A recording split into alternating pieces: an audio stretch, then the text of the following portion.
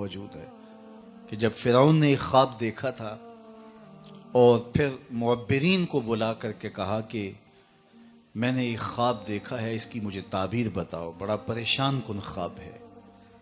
تو انہوں نے کہا کہ تیری راجدانی میں ایک بچہ پیدا ہونے والا ہے جو تیرے تخت و تاج کو الٹ کے رکھ دے گا. تکبر اور رعونت سے بھرا ہوا فرعون بولا میں وہ بچہ پیدا ہی نہیں ہونے دوں گا. 70,000 بچے قتل کروا دیے، 90,000 حمل گروائے. جب نسل ختم ہونے لگی تو لوگوں نے کہا اس طرح تو نسل ہی ختم ہو جائے گی. تو کہا چلو 1 سال بچے چھوڑ دو، 1 سال بچے قتل کیے جائیں. جس سال بچے قتل کروائے جاتے تھے اس سال حضرت موسیٰ علیہ السلام کی ولادت ہوئی، اور جس سال بچے چھوڑے جاتے تھے اس سال حضرت ہارون علیہ السلام پیدا ہوئے. حضرت موسیٰ علیہ السلام کی جب ولادت ہوئی تو ام موسیٰ سلام اللہ علیہا سخت پریشان ہو گئی کہ میری گود سے فرعون کے سپاہی بچہ چھین کے لے جائیں گے اور پھر اسے قتل کر دیں گے. یہ تڑپتی ہوئی ماں کی ممتا کی بے قراری. اللہ اکبر. آج ہم روہنگیا مسلمانوں کی حالت دیکھتے ہیں تو ذرا اندازہ ہوتا ہے کہ ماں کو اولاد سے کتنا پیار ہوتا ہے، اور پھر اس آسمان کے نیچے اس زمین پر یہ وہ مظلوم طبقہ ہے کہ 21ویں صدی میں دنیا بس رہی ہے لیکن ماؤں کے پیٹ چاک کر کے، حاملہ ماؤں کے پیٹ چیر کر کے بچے نکال کے ان کے سامنے کاٹے جاتے ہیں. تو ام موسیٰ سخت پریشان ہوئیں تو اللہ نے حضرت موسیٰ سلام اللہ علیہ کی والدہ کی جانب وحی کی گھبرانے کی ضرورت نہیں ہے، اس بچے کو ایک صندوق میں ڈالو اور دریائے نیل کی موجوں کے سپرد کر دو، پھر میری قدرت کے تماشے دیکھو. ام موسیٰ ایک صندوق تیار کرتی ہیں جس کے بالائی حصے میں سوراخ رکھے گئے تاکہ روشنی اور ہوا کی گزرگاہ رہے. بیٹے کو وہاں بٹھایا اور دریائے نیل کی موجوں کے سپرد کیا. اللہ کے وعدے پہ مطمئن ہو کر حضرت موسیٰ سلام اللہ علیہ کی والدہ ماجدہ واپس گھر پلٹ آئیں، لیکن ہمشیرہ سے رہا نہ گیا.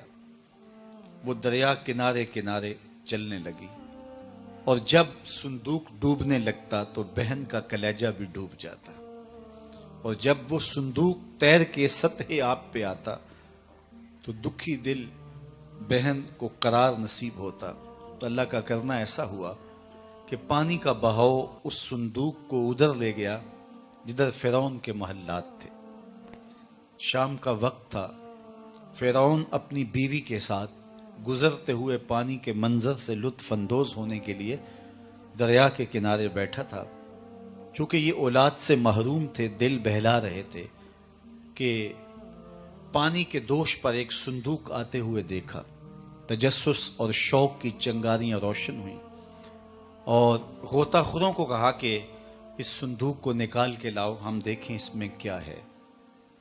جب صندوق کو کھولا گیا تو کیا دیکھا کہ ایک خوبصورت بچہ مسکرا رہا ہے. تو زوجہ فرعون جن کا نام آسیہ ہے بے ساختہ پکارنے لگیں کہ یہ بچہ تو میری آنکھوں کی ٹھنڈک ہے اور اس کو ہم اپنا بیٹا بنا لیتے ہیں.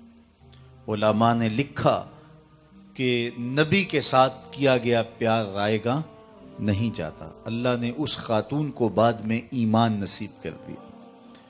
اور اگر فرعون بھی کہہ دیتا کہ ہاں میری آنکھوں کی بھی ٹھنڈک ہے، رب یہ نہ دیکھتا اس نے دعویٰ کیا کیا، یہ دیکھتا میرے نبی سے پیار کیا، اللہ اسے بھی ہدایت دے دیتا.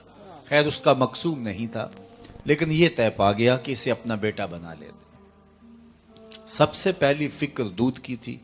شاہی دائیاں بلوائی گئیں، لیکن حضرت موسیٰ علیہ السلام کسی خاتون کا دودھ نہیں پیتے.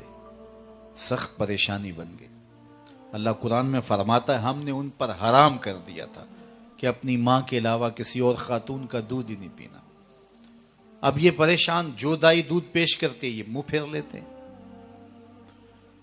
اتنے میں کنارے کنارے چلتے چلتے ہمشیرہ بھی موقع پہ آ پہنچی، اور اس مصیبت میں نے پھنسا دیکھا تو کہا ایک دائی میری نظر میں بھی ہے جس کا دودھ بچے رغبت سے پی لیتے ہیں. تو انہوں نے کہا دیر کا ہے کہ جلدی اسے بلا کے لا. وہ گئیں اور اپنی ماں کو ہی بلا لائے. انہوں نے دودھ پیش کیا, حضرت موسیٰ علیہ السلام نے پی لیا. تو فرعون نے کہا اے خاتون میرے اس بیٹے کو تم نے دودھ پلانا ہے. رہائش بھی قریب کر دی. فرعون کہتا تھا میں وہ بچہ پیدا نہیں ہونے دوں گا. رب نے کہا مجھے رب نہ کہنا اگر تیرے گھر میں پال کے نہ دکھایا تو. اب سوال یہ ہے کہ اپنی ماں کے علاوہ کسی اور خاتون کا دودھ پینا نبی کی شان کے لائق نہیں, تو میرے اور آپ کے آقا و مولا حضور نبی رحمت صلی اللہ علیہ وآلہ وسلم نے حضرت حلیمہ سعدیہ کا دودھ کیوں پیا؟ اس کے علاوہ بھی خواتین کا حضور نے دودھ پیا. یہ اعزاز ہے, تکریم ہے, عزت افزائی ہے, اور حضرت موسیٰ علیہ السلام کو نصیب ہوئی تو میرے آقا کریم علیہ السلام کا مقصوم کیوں نہ ہوئی؟ تو اس سوال کا جواب یہ ہے کہ اپنی ماں کے علاوہ کسی اور خاتون کا دودھ پینے میں کوئی حرج نہیں.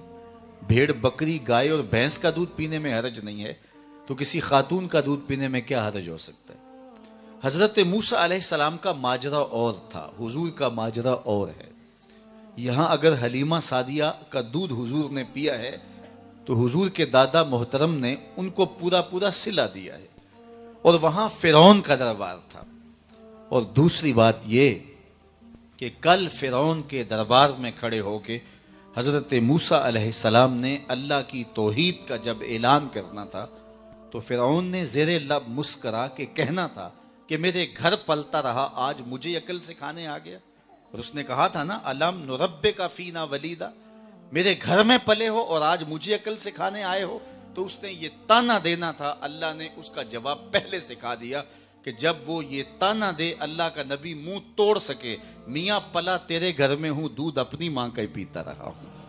تو جب اپنے گھر سے کھا کے تبلیغ کی جائے تو اس کا نتیجہ کچھ اور ہو.